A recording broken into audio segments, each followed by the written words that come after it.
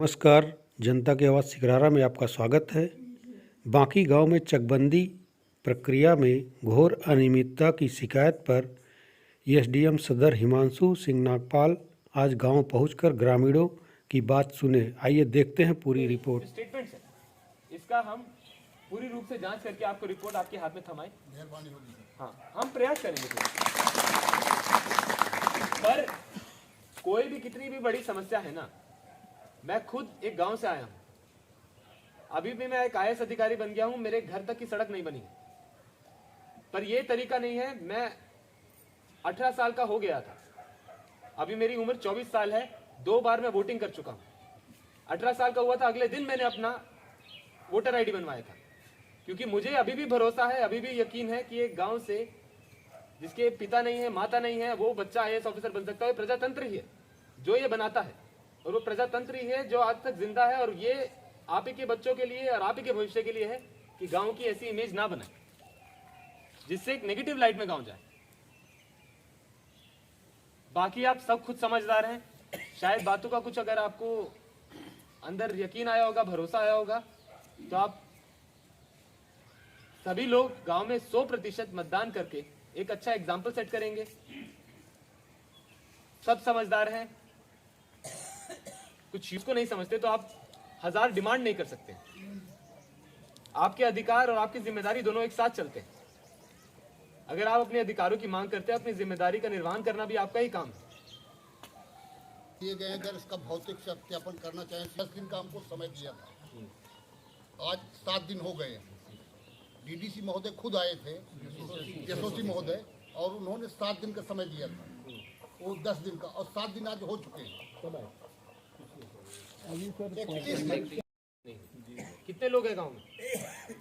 करीब 22-23 वोटर हैं। 2200-2300 वोटर। तो जब एक पूरी विधानसभा क्षेत्र में 2200-2300 लोगों की आवाज रुक जाएगी ना, उसका इम्पैक्ट आपको लगता है कुछ नहीं होता है, बहुत बड़ा इम्पैक्ट होता है। मतलब रहेगा, और एक नागरिक बने रहने का और इंसान बने रहने का कोई मतलब रहेगा? अभी बताइए सर। 26 दिसंबर 2020 तो जिलाधिकारी महोदय यहाँ गांव में आए थे। उन्होंने एक आदेश किया था कि एसीओ को हटाया जाए और चकबंदी ये निरस्त की जाए। आप वो आदेश सर निकलवा लें और दिखवा लें। 26 दिसंबर 2020 जिलाधिकारी महोदय ने आदेश किया। देखिए, सोल्यूशन बातचीत से होता है, आपसे बैठने के बाद, अपनी समस्याओं के बाद ऊपर बात करने से, उसका निस्तारण कराने से होता है। अगर चकबंदी से आप संतुष्ट नहीं होंगे तो चकबंदी खत्म की जाएगी। इस गांव में जो 3 होता है वो वापस लाया जाएगा, और वापस से जैसी चीज सिचुएशन चल रही है वैसी चलाई जाएगी, अगर आप संतुष्ट नहीं होंगे। पर ये चीज बातचीत से होती है ना, आप हमें बताएंगे, हम आपको उसका समाधान बताएंगे, समाधान से आप संतुष्ट नहीं होंगे तो चीज ऐसी है, आप निर्णय तो, लोकतंत्र है, प्रजातंत्र है, आप जैसा चाहेंगे वैसा ही होगा। यहाँ किसी पे कोई चीज थोपी तो जा नहीं सकती। पर अगर आप वोटिंग का बहिष्कार करेंगे तो स्वयं अपने गांव में अपने आप जो प्रजातंत्र है उसकी हत्या आप ही करेंगे ना। तो उसके बाद आप कैसे बोल पाएंगे कि भाई मेरी बात ही सुनी जाए, जब आपने आपकी बात सुनने का सबसे बड़ा जो समय आता है वो 5 साल बाद अपनी सरकार चुनने में आता है। जब अपनी आवाज सबसे बुलंद रखने का समय आता है वो 5 साल बाद अपनी सरकार चुनने में आता है।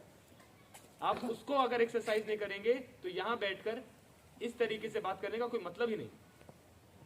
ना इसका कोई मतलब है, ना इसका कोई मतलब है, ना आप अगर बड़े बड़े मेमोरेंडम बना के देंगे उसका कोई मतलब, ना धरने का कोई मतलब है, ना किसी चीज का कोई मतलब है। सबसे बड़ा मतलब है तो आपके मताधिकार का, और उसको 5 साल बाद अपने प्रयोग करके जो सरकार आपको लानी है उसका मतलब।